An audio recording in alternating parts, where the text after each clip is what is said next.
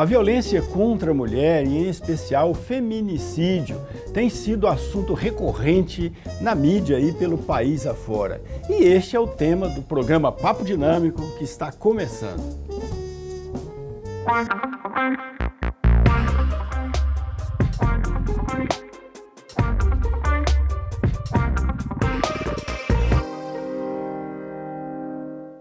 Olá, gente boa, muito boa noite. Estamos iniciando o Papo Dinâmico na PUC TV Goiás, toda terça-feira, 9h30 da noite, e também no YouTube, no canal do programa Papo Dinâmico e no canal da PUC TV Goiás. Estamos também nas redes sociais, no Instagram, no Twitter, no Facebook, sempre no perfil do programa Papo Dinâmico. Lá você pode curtir o nosso programa, pode mandar uma mensagem aqui para nós, sugerir temas e convidados para debater aqui com a gente. Inclusive você, se quiser vir, faz lá uma proposta que vamos avaliar, tá bom?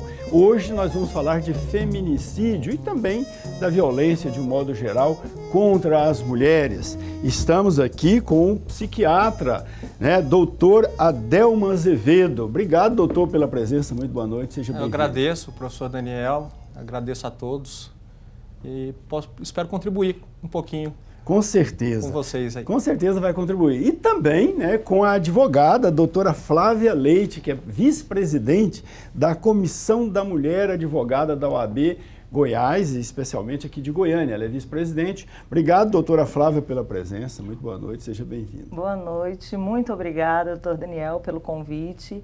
E boa noite a todas e todos que estão aqui nos ouvindo para esse bate-papo descontraído, para a gente falar desse problema que aflige tantas mulheres, não só no Brasil, mas no mundo, né? Pois é, doutora Flávia, é verdade então que o Brasil é o quinto país em termos estatísticos em violência contra a mulher no mundo? Em feminicídio. Em feminicídio. Esse é um dado da Alto Comissariado da ONU. Tá? Ok. O Brasil está entre o quinto maior país de feminicídio. Então, esse é um dado alarmante, até porque a gente tem no país leis que são extremamente favoráveis a que isso não aconteça, como, por exemplo, a Lei Maria da Penha é considerada a terceira melhor lei em relação à violência doméstica contra as mulheres.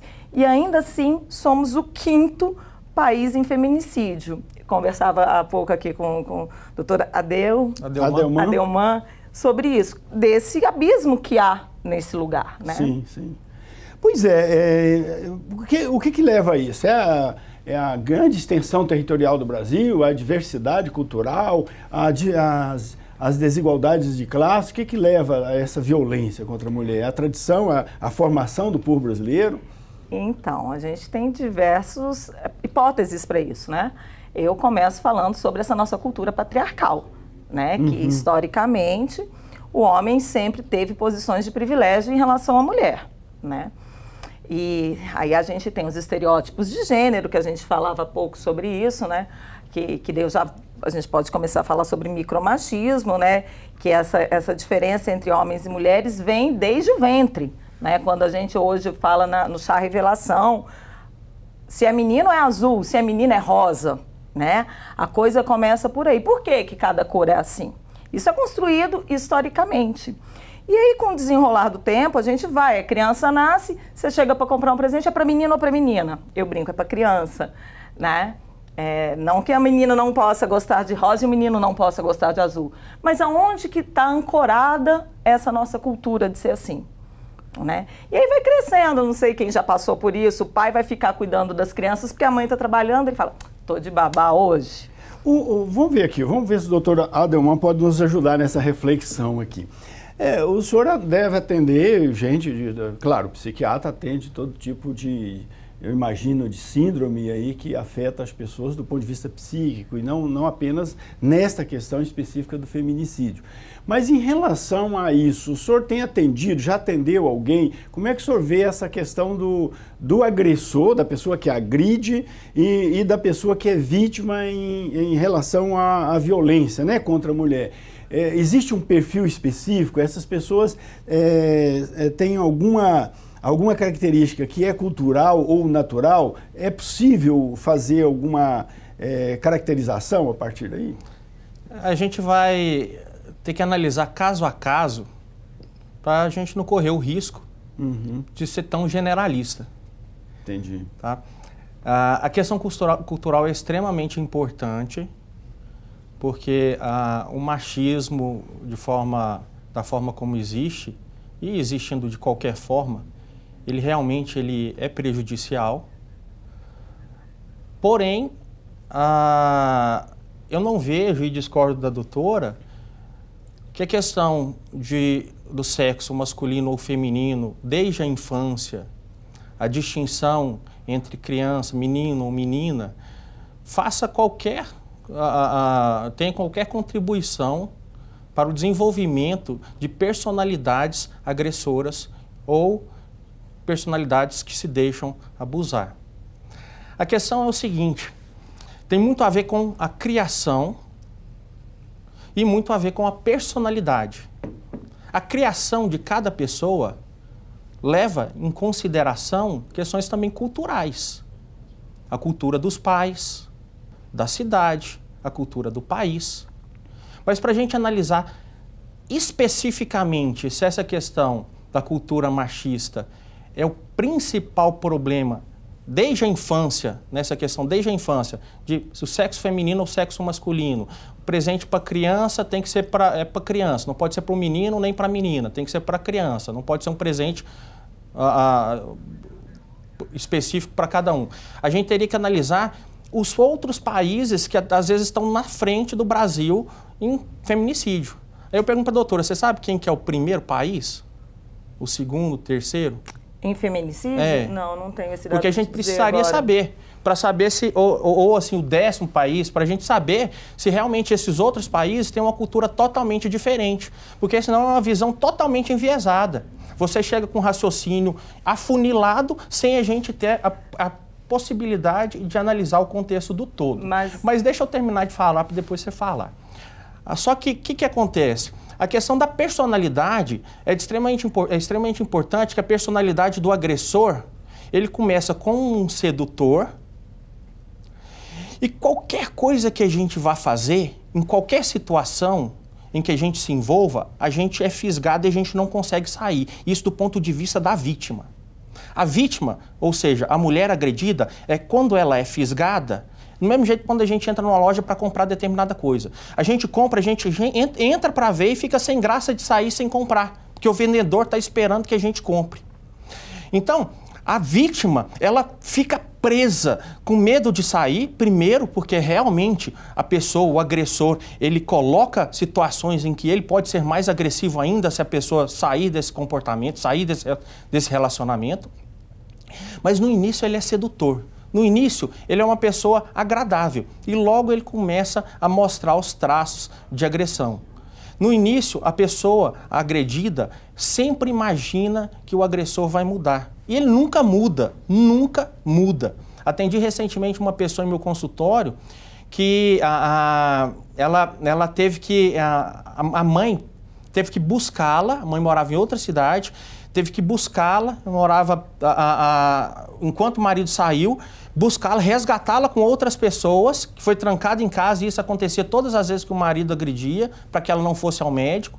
E depois disso, sumiu com essa moça e foi fazer tratamento comigo. Tá, vamos colocar aqui a doutora Flávia Leite, porque, obviamente, ela trabalha advogada e trabalha mais, imagino, do ponto de vista jurídico e tal.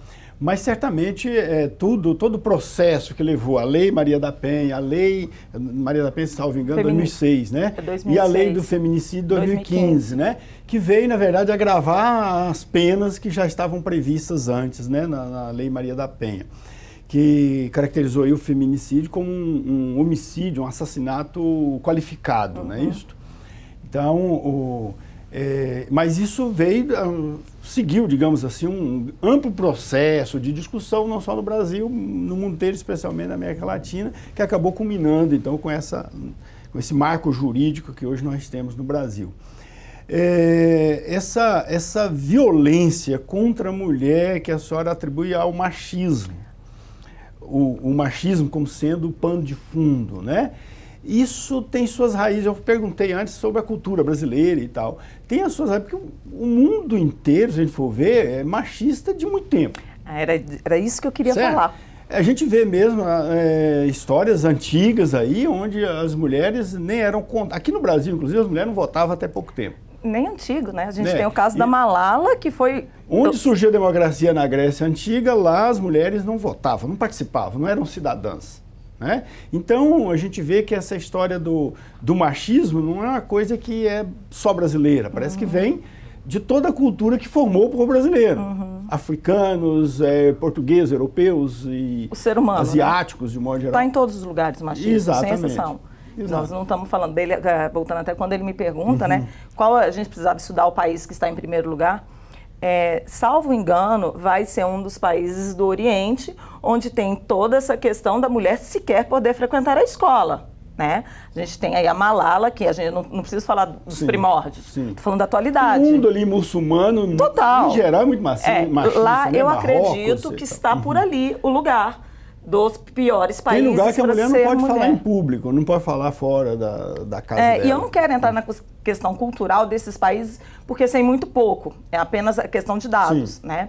E aí, voltando, quando ele fala que eu estava tentando trazer a questão do micromachismo, para mim, ser o berço que se chega lá, eu não estou falando que a educação generalizada de homens e mulheres de forma diferente é que chega no micromachismo. Em momento nenhum eu disse isso, tá?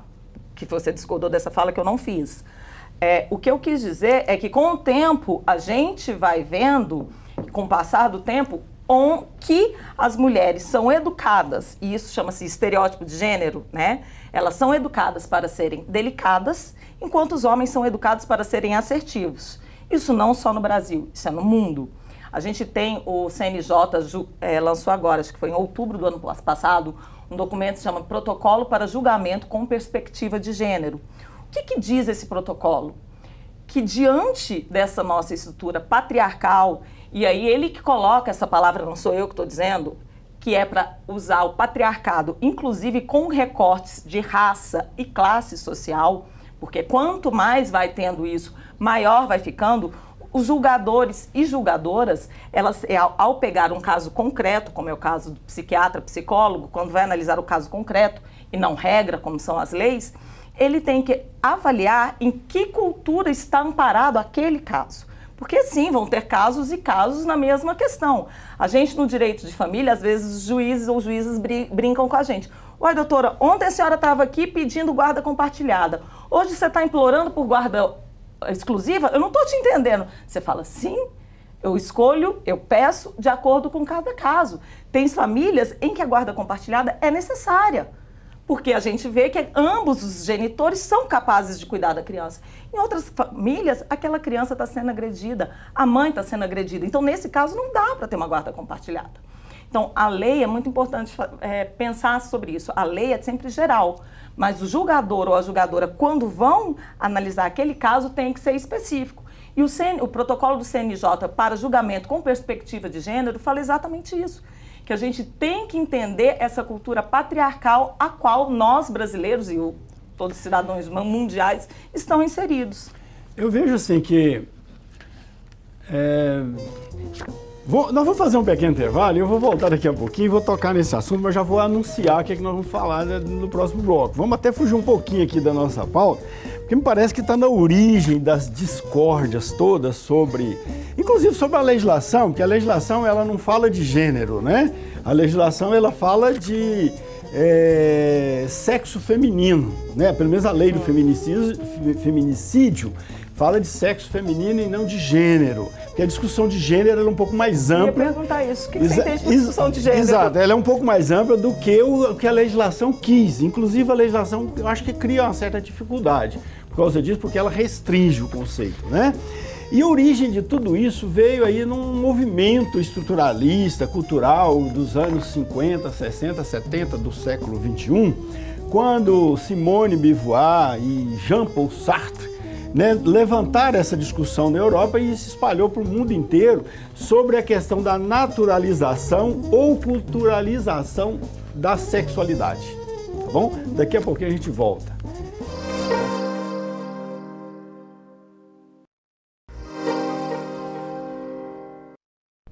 De volta com o Papo Dinâmico na PUC TV Goiás, toda terça-feira, 9h30 da noite, e também no YouTube, no canal do programa Papo Dinâmico, no canal da PUC TV Goiás. Estamos nas redes sociais, no Twitter, Facebook e Instagram. Nos acompanhe lá, tá bom? Hoje estamos falando de violência contra a mulher e, em especial, o feminicídio. O tema está quente aqui nos bastidores, aqui no intervalo. A discussão continua porque o tema realmente está muito empolgante. Eu vi aqui o doutor Adelman Azevedo Filho, ele escreveu um livro aqui, e eu, assim, não deu para ler porque eu recebi agora, quando ele chegou aqui no estúdio, mas deu para notar que ele trabalha temas de cunho, assim, filosófico até, poderia dizer. Parece que ele gosta de filosofia. Não com a sua sabedoria. Que foi a nossa provocação do bloco anterior ao recorrer aqui, né, fazer referência a Simone de Beauvoir e Jean-Paul Sartre, né, que trabalharam essa questão de gênero como sendo uma questão cultural, né? Simone de Beauvoir teria dito que ninguém nasce mulher, a pessoa se torna mulher, né? E como filósofa francesa, que ganhou repercussão no mundo todo, ganhou também autoridade, peso, e as escolas pelo mundo inteiro, os movimentos feministas todos começaram a se inspirar nessa tese dela, mas isso levou a um problema que a gente vive atualmente aqui no Brasil, onde tem os grupos que defendem que não, homem nasce homem, mulher nasce mulher, né? E contrariando, e muita gente hoje em dia acredita nisso, né? E a gente vê que a própria legislação sobre o feminicídio fez essa distinção clara justamente para contrapor essa tese da Simone de Beauvoir. A autoridade da Simone de Beauvoir, o nosso parlamentar, influenciado talvez pela bancada evangélica, não aceitou essa definição. Viu, doutora? Mas o STF, recentemente, se não foi esse mês, foi mês passado, colocou que a Lei Maria da Penha, que é só para mulheres, sim, deve abranger as mulheres trans. Isso já foi decidido, se não foi esse mês passado, mas é uma decisão muito recente, tá? Entendi. Onde as mulheres trans são abrangidas pela Lei Maria da Penha. Então, pois é, mas aí como é que caracterizaria o feminicídio nesse caso? Porque é preciso que a questão de gênero seja a motivação do crime, né? No caso do assassinato. Tá, você acha que uma mulher trans não é mulher? Não estou dizendo isso. Eu estou dizendo o seguinte, para ser um feminicídio... Tem que ser mulher. A condição sexual da pessoa tem que ser o motivo do crime. Certo? Gênero, mulher. E é isso que eu estou te falando, que foi decisão recente do STF. Sim, sim. Ser então, mulher.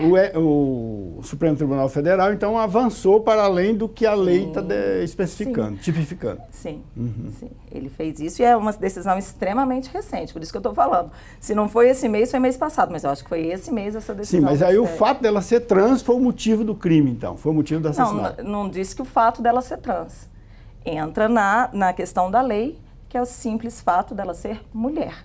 Não interessa se ela fez a modificação de gênero ou não, porque existem inúmeras mulheres trans que optam por não fazer a modificação de gênero, de sexo. Sim. E ainda assim são mulheres, né? Isso é o que a gente chama de orientação sexual. Sim, o que o feminicídio... A senhora que é autoridade aqui, vamos lá. O que caracteriza um feminicídio? Que é a diferença do feminicídio e de um homicídio comum? Então, o feminicídio inserido pela lei, acho que é 13.104 de 2015, ele acrescenta o artigo 121, matar alguém, pena de 6 meses a 20 anos. Aí a lei, isso é o artigo... Isso é homicídio. Homicídio, artigo 121 do Código Penal. Essa lei do feminicídio, ela vem e coloca o feminicídio, se for por questão de ser mulher, né? Sim, isso. Essa pena, ela pode ser aumentada. Então, a pena em casos de feminicídio, onde uma mulher é morta pelo simples fato de ser mulher, é de 12 a 30 anos. Isso. Então, isso é o que a gente chama de qualificador. Então, o senhor colocou isso perfeitamente no começo. E aí, o senhor está aqui me falando, né? É a questão de sexo, gênero, né? Então, a gente já está entrando na diferença na questão do que é sexo e o que é gênero, né? E daí você chama Simone de Beauvoir, que coloca, não se nasce mulher, torna-se mulher. E mais atualmente a gente tem a Judith Butler, né? Onde ela tenta, e eu não vou entrar porque a Judith Butler, ela é bem difícil de fazer a leitura dela, né? Mas, em grosso modo, isso consta, inclusive, no protocolo do CNJ, que eu já falei, essa diferença. O que é sexo? É como se fosse aquela forma, se a pessoa tem pênis ou se a pessoa tem vagina, né?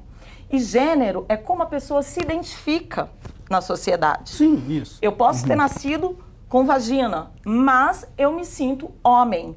E eu me arrumo como homem e mudo meu nome, inclusive, para homem, porque hoje isso é possível. Sim, então, isso é a figura trans. Eu sou um homem, mesmo não tendo feito a cirurgia.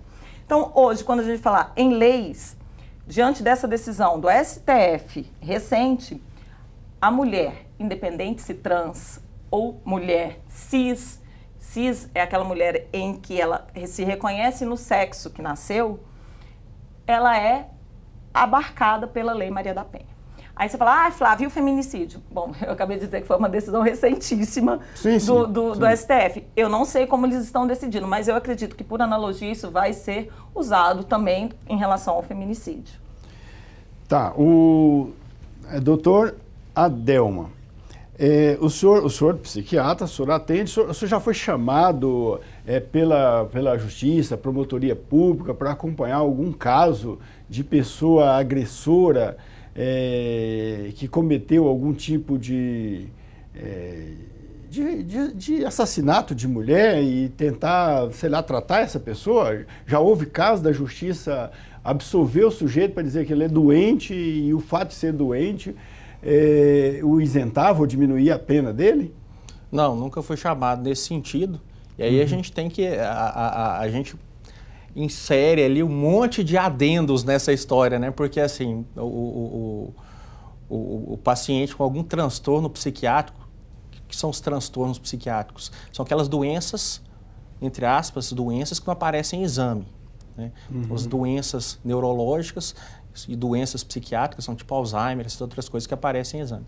Então, esses pacientes com algum transtorno psiquiátrico, eles podem fazer um assassinato, assassinar, por exemplo, uma esposa, o paciente tem uma esquizofrenia, e na cabeça dele, o que é esquizofrenia? É a cisão da mente com a realidade.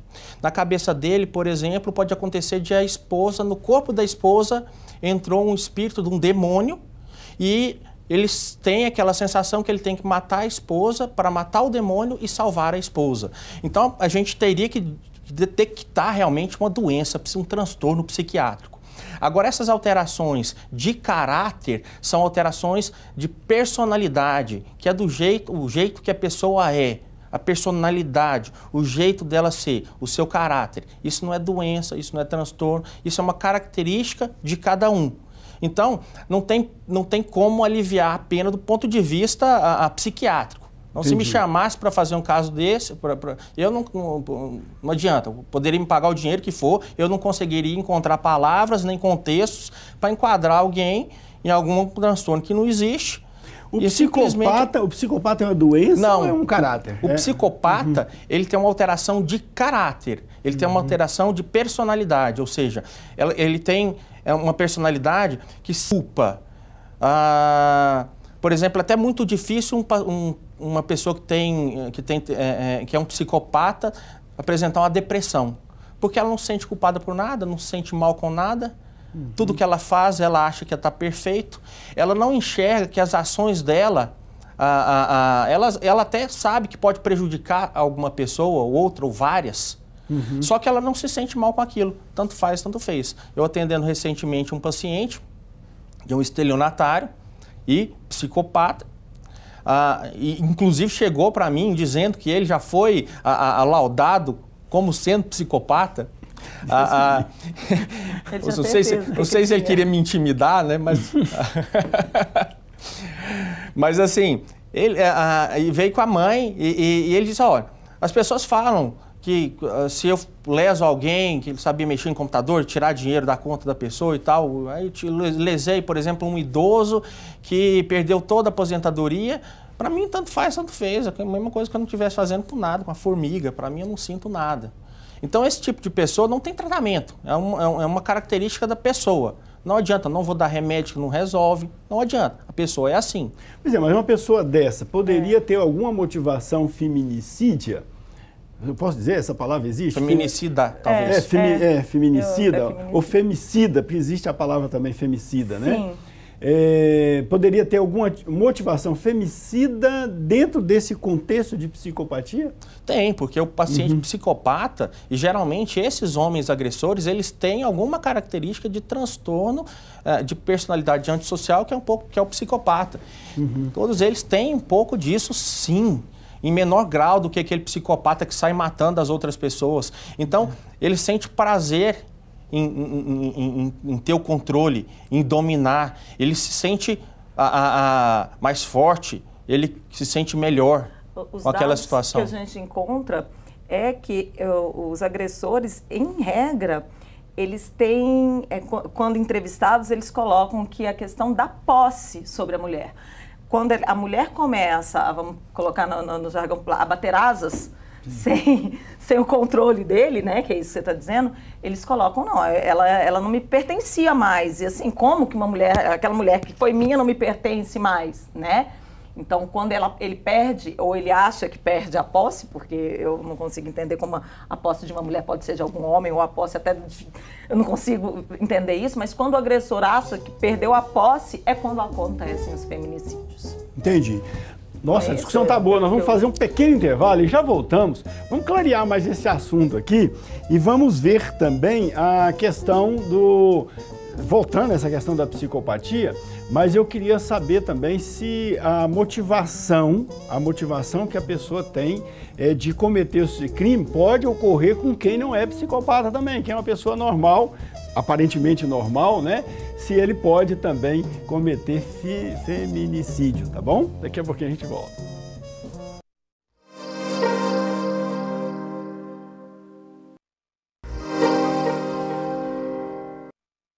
De volta com o Papo Dinâmico na PUC TV Goiás. Hoje estamos debatendo aqui sobre a violência contra a mulher, sobre feminicídio.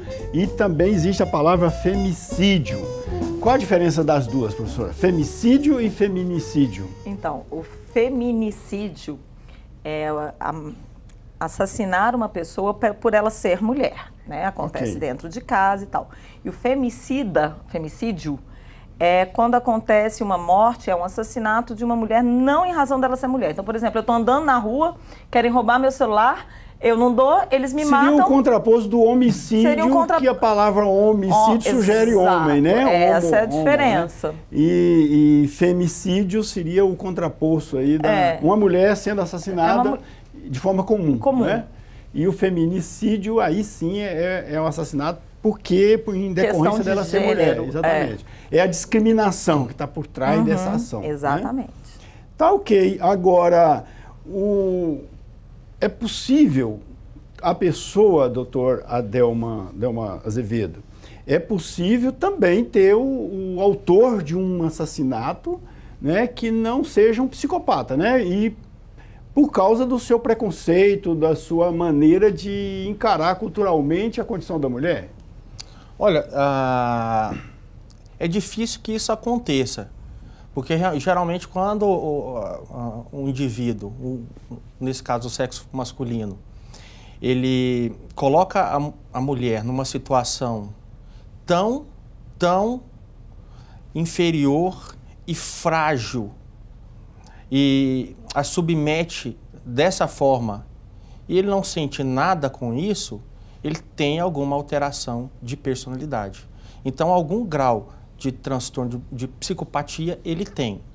Ele não vai ter aquela intensidade, como eu falei, antes de, lógico, cometer um crime, de ser como o Lázaro lá, que estava saindo e matando ali todo mundo. Mas ele tem, sim. Então, todos eles, eu não vou dizer que 100%, mas assim, eu não vejo outra saída. Numa discussão lá, o casal socorre muito na família. Mas aí talvez isso entraria como femicídio, não? Não, isso é em razão dela ser mulher. Por exemplo, deixa eu te... Não, ótimo, eu estou te perguntando, deixa eu te dar um exemplo. Fica à vontade para perguntar também. De uma situação, vamos supor, num relacionamento que nunca teve nenhuma agressão. E aí, eu vou falar de bebida, eu mesmo nem bebo, nem nunca bebi na vida. Mas a pessoa, os dois estão bêbados e nunca teve história de agressão nem de parte de um nem de parte de outro. E eles começam a discutir por não sei o quê e o marido mata a esposa. É feminicídio? É feminicídio. Mesmo sendo que não tem história. Eu posso te dar um dado, deixa eu dar um dado interessantíssimo. Não, só tô querendo saber. Da tenente coronel, eu não sei exatamente o lugar, a patente dela, da Lei Maria da Penha. Mês passado ela deu esse dado pra gente. 90% dos feminicídios que ocorrem são de pessoas que não têm nenhum tipo de medida protetiva. São de mulheres que não têm medida protetiva. Porque o que acontece? Hoje a gente tem... todas as cidades têm, Goiânia tem, eu não vou saber, tem aqui o nome, eu já falo. Viaturas, programas especializados para isso. Então, em Goiânia tem, por exemplo, atualmente, o botão do pânico, que serve somente para as mulheres que têm uma medida protetiva. Elas acionam na mesma hora, se eu não me engano, Goiânia tem 4 viaturas, chega a equipe especializada lá. Então, hoje, 90% dos feminicídios é de quem não tem nenhum tipo de medida protetiva. Então, assim, só para complementar, deixa eu desrebobinar minha fita aqui. Então, aquilo que eu falei está totalmente errado, tá? Eu deixar isso para o telespectador.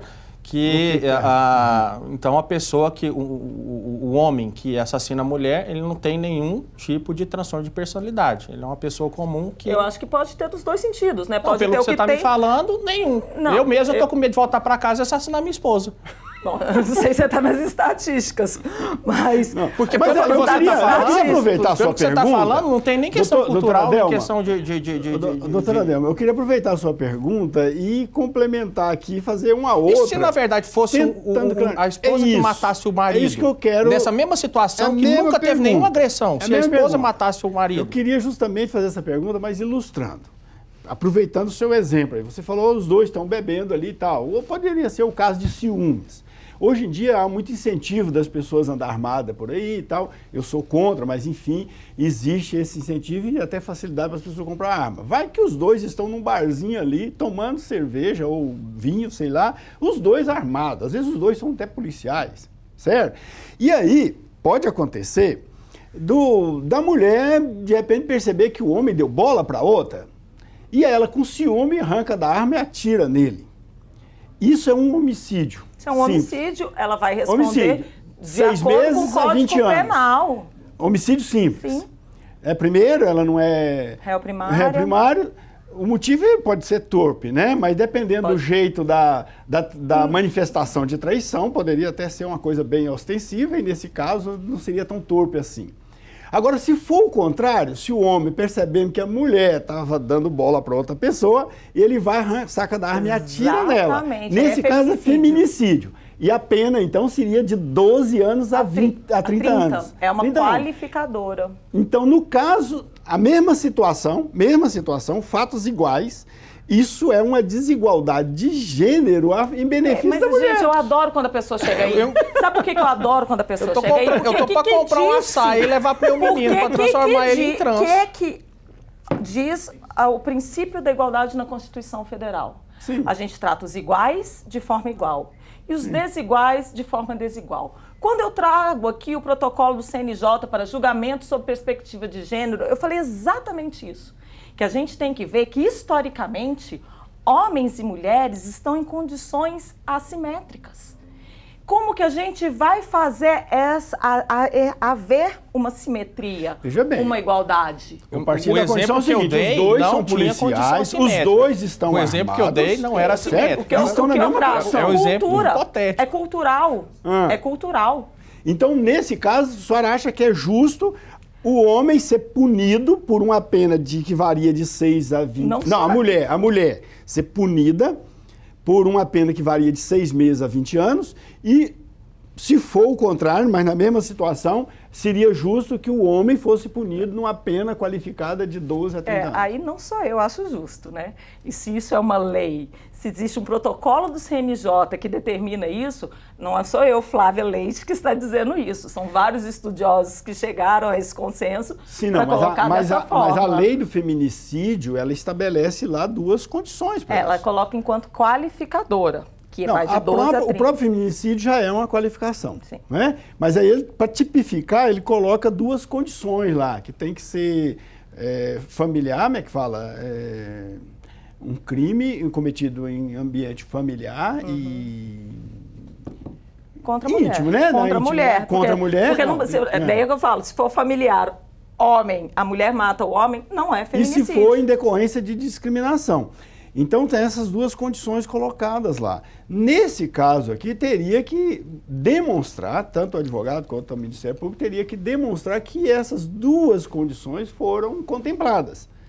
E eu tenho dúvidas se a gente conseguiria caracterizar essas duas condições nesse caso. Porque a única coisa que tem aqui é que um homem, marido, claro, sacou de uma arma e atirou na esposa ou na namorada. A gente volta àquela questão, né? Cada caso é um caso. Sim. E isso aí será avaliado lá. Mas eu, enquanto advogada feminista, para mim isso é feminicídio.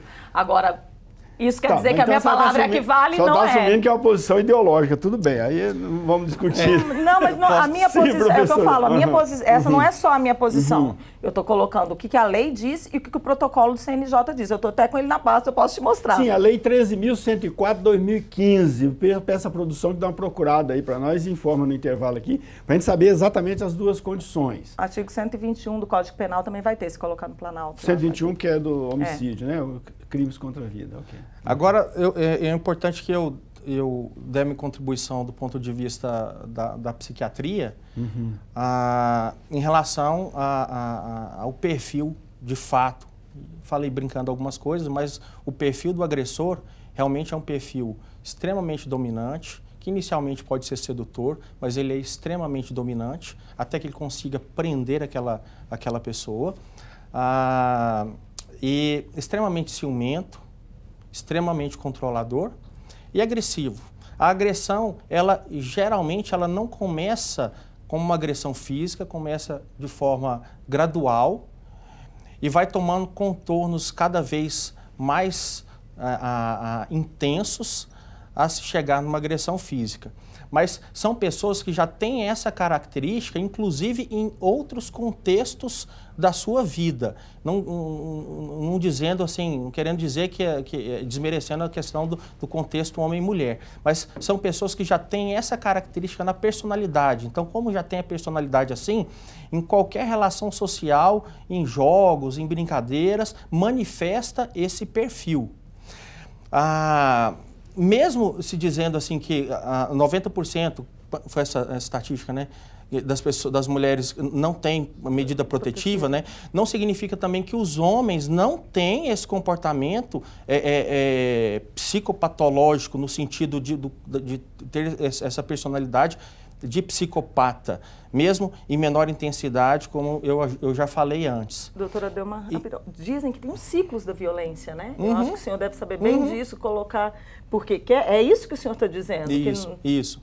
Agora, e assim, quando a doutora Flávia colocou muito bem que o agressor, às vezes, sente que está perdendo o controle,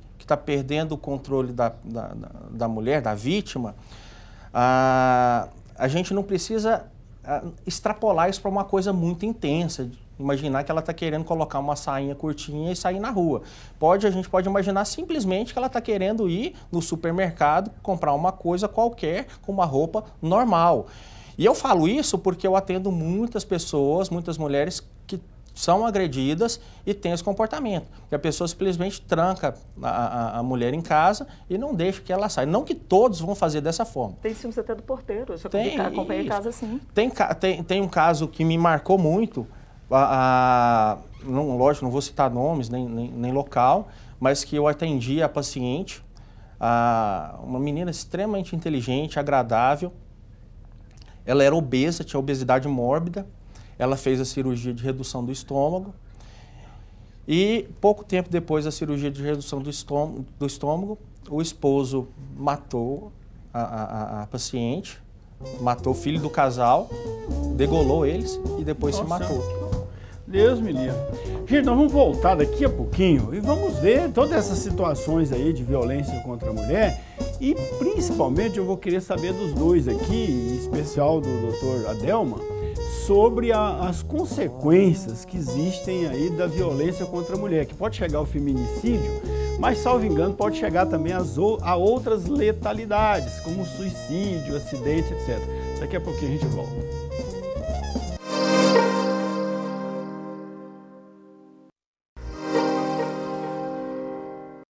De volta com o Papo Dinâmico na PUC TV Goiás, toda terça-feira, 9h30 da noite, lá nas redes sociais, estamos lá. Hoje estamos falando de feminicídio e violência contra a mulher. A violência contra a mulher, muito bem aí amparada pela lei, combatida pela Lei Maria da Penha, né? E também pela lei do feminicídio, que é de 2015, a Maria da Penha é de 2006, a violência contra a mulher pode ir piorando, né, e complicando até que chegar ao homicídio, que no caso é um feminicídio. Mas muitas vezes não chega ao feminicídio, mas pode chegar a outro tipo de letalidade, outro tipo de morte, né, como por exemplo o suicídio. Ou não tem mulher que suicida, sofre tanta violência que acaba suicidando, ou acaba sofrendo um acidente. Acontece isso? Existe estatística? Acidente eu não sei dizer. Eu não sei dizer também de estatísticas em relação ao suicídio. Mas eu acho que é bem possível, sim, que é uma forma dela tentar escapar daquela violência que ela vive e que ela não consegue sair dela de alguma forma, nem com todas as leis que a gente tem, né? Eu acho que é possível, mas eu não vou te dizer que eu sei dados, porque eu não tenho eles aqui. A violência pode levar à depressão, não pode? A violência feminina, nesse contexto, vai levar à depressão, vai levar à síndrome do pânico. Essas agressões, elas podem gerar um quadro de transtorno de estresse pós-traumático, por esse momento traumático e por, às vezes, uma agressão muito traumática. E, consequentemente, como a doutora falou, como, às vezes, sem saída, como em busca de uma saída, a pessoa pode tentar o suicídio. E eu já peguei muitas pacientes que tentaram, não conseguiram, né, lógico, depois foram consultar comigo. Se tivesse conseguido, não tinha consultado. Não tinha como, né? Mas assim, ri, mas não é engraçado. Não é engraçado, mas assim, que tentaram suicídio, graças a Deus não conseguiram, e conseguiram uma escapatória daquela situação difícil, talvez graças até, entre aspas, a gente tem que dar graças ao suicídio. É grave isso, né? É como o senhor. Não é? Às vezes, graças ao suicídio, se chegou no hospital em que... Graças à tentativa ou ideário, né? Do suicídio, se chegou a um hospital, as pessoas que trabalhavam no hospital perceberam a situação de casa em que estava vivendo, e eles próprios denunciaram, e ela conseguiu ser resgatada e sair daquela situação. Então, realmente isso acontece, já peguei muitos pacientes com essa situação. E principalmente com crise de pânico, a depressão com crise de pânico, sintomas físicos. A legislação não prevê esse feminicídio. O suicídio como um feminicídio. Não, mas poderia se enquadrar também, né? Bom, não tem nenhuma tipo penal que vá tratar do suicídio em decorrência Deve ser a próxima etapa da evolução porque daí você vai fazer o quê? Você vai culpar quem seria o agressor, porque a pessoa já morreu, né? Supondo assim. Se a pessoa consegue realmente fazer o suicídio, você vai... O feminicídio é quando há uma ação direta do agressor, né? Uma ação direta. O suicídio já teria um... Porque a instigação ao suicídio é O suicídio é a própria pessoa que se mata, pois né? Que executa o ato. Então, mas a instigação ao suicídio é tipificado. Né? Então, eu acho que o que o senhor está tentando me dizer é se existe algum tipo específico para a instigação do suicídio da mulher, né? Não existe nada disso na lei e eu, especialmente, nunca ouvi falar sobre isso. Pode ser que tenha, eu esteja por fora do assunto, mas eu nunca ouvi falar. E nesse caso, não seria assim, propriamente uma instigação ao suicídio. Seria esse comportamento do agressor que fez com que ela chegasse nesse ponto. Pois é, eu acho difícil colocar isso enquanto instigação, por isso que eu acho que não entra em nenhum tipo penal. Agora, assim, a mulher sofre violência de todo jeito, né? Não é só violência física, tem violência psicológica, violência cultural. Patrimonial. Muitos criticam, às vezes salarial, né? Às vezes as mulheres não têm a mesma remuneração que os homens e tal. Há muita discriminação, né, em relação à mulher. Claro que a discriminação é um fenômeno mais genérico, mais generalizado na sociedade, mas a mulher, de um modo especial, né, também sofre isso. Quais os tipos de violência são mais responsáveis pelo feminicídio? Eu acho que é a física, né? Porque você não mata uma pessoa assassinando de forma psicológica. Eu não sei o que seria essa questão que você está tentando colocar enquanto suicídio. Mas eu não tenho notícias de alguém que conseguiu comprovar uma pessoa que se suicidou por conta da violência psicológica sofrida, né? Um agressor de forma física, ele é mais propenso a cometer o assassinato da mulher, o feminicídio. Acredito que sim. Isso eu acho que é mais comportamental. Ou pode acontecer de uma pessoa que pratica uma determinada agressão, às vezes até dissimulada, e em algum momento ela vai ter que partir para agressão física, né? Por exemplo, o que é a violência patrimonial? Vamos dar um exemplo. Um casal se separa. Enquanto está naquela questão de se vai ou não vai entrar na justiça, porque a gente sabe que a maioria dos casos que eu acompanho, quando há separação, demora-se, em média, 1 ano para a pessoa... Não, agora eu vou formalizar isso judicialmente. Nesse meio tempo, o homem, estou com um caso assim, o homem era sócio de uma empresa de grande porte e tal. Ele saiu do contrato social, ele saiu de tudo, deixou a mulher sem nada. Tá? Essa mulher ela ainda tem uma criança com síndrome de Down. Ela não está tendo formas de bancar isso. E ela não tem como provar, porque hoje o cara não tem nada no nome dele. Sim, mas isso é uma violência patrimonial. Sim, tá? Sim.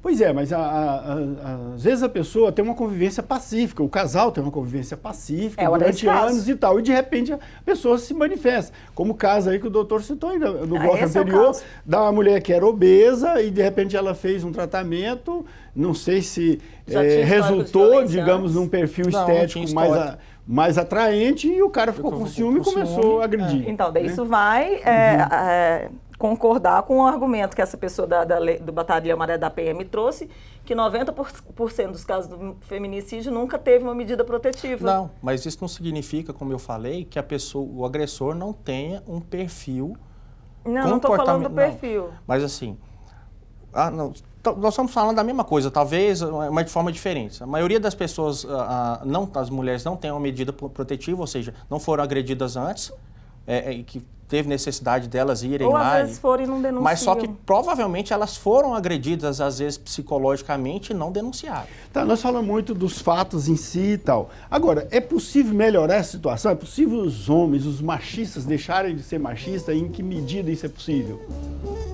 A senhora acredita no processo educativo? Eu não sei, eu acho que isso vai demorar muitos anos. Médico. Mas daí é uma coisa que a gente não trouxe aqui, que é essencial falar, é a questão da política pública, que precisa ter para isso. Por exemplo, no primeiro ano da pandemia, o governo federal passou só R$66 mil a casa... É um programa sensacional. Durante a pandemia, piorou a situação. Piorou, porque inclusive o Ministério da Mulher, Direitos Humanos, ele passou de repassar as verbas que ele passava antigamente, de proteção à mulher. Então, quer dizer, a gente está vendo a situação piorar em todos os momentos. E quando a gente precisa de política pública para dar um amparo para a mulher, a gente vê a coisa regredir. Apesar da legislação, da evolução da legislação no Brasil, o quadro não melhorou porque também não houve não há um acompanhamento das políticas públicas e nem investimento em políticas públicas, porque a Lei Maria da Penha é uma política pública. Eu vou pegar aqui o nome desse... É uma estratégia sensacional. Quer ver? Tá, mas a atuação não é só no sentido de coagir, né? Coercitiva. Exato. Mas também existem ações pedagógicas, educativas. Casa da Mulher Brasileira. Eu acredito que sim, isso tem que ser ensinado culturalmente na escola, mas não discordo totalmente que tem a ver com o fato de ser do gênero masculino ou feminino, de fazer essa generalização de criar todas as crianças sem que possa se dizer que um é menino, outra é menina. Isso eu acho que não tem nada a ver. Eu não disse isso. Então eu entendi errado. Eu não disse, eu disse... Porque meu QI é um pouco abaixo. Tá, de qualquer modo, eu acho que o depoimento de vocês foi suficiente aqui. É possível um processo pedagógico também de recuperação, ou de melhoria, de educação das pessoas para uma convivência pacífica e não agressiva entre os diferentes gêneros, entre os diferentes sexos, se pode dizer assim, né? Gente, infelizmente o nosso programa terminou, a musiquinha já está tocando já tem algum tempo. Quero agradecer muito a vocês aqui pela presença. Doutora Delma Azevedo, obrigado, boa noite. E obrigado, doutora Flávia, né? Doutora Flávia Leite, obrigado pela presença. Eu que agradeço a oportunidade de estarmos juntos discutindo questões tão interessantes, polêmicas, e que a gente vê o quanto é importante a gente ouvir todos os lados para chegar em lugares, né? Sim, porque é assim que a gente cresce, que a gente continue tendo essa democracia de continuar podendo discordar um do outro. Eu adoro esse lugar. Exato, esse é o nosso propósito aqui do Papo Dinâmico, levar para você informações, conhecimentos, né? E também impressões para que a gente possa tornar a nossa vida melhor, a vida sua em família, sua vida em comunidade, ser uma vida melhor a partir dos conhecimentos que a gente transmite aqui para você. A gente procura fazer isso de uma forma bem descontraída, para ficar mais agradável o programa, mas o objetivo final é formativo e educativo para você e sua família. Nosso abraço para você que nos acompanhou, muito obrigado pela audiência e até a próxima.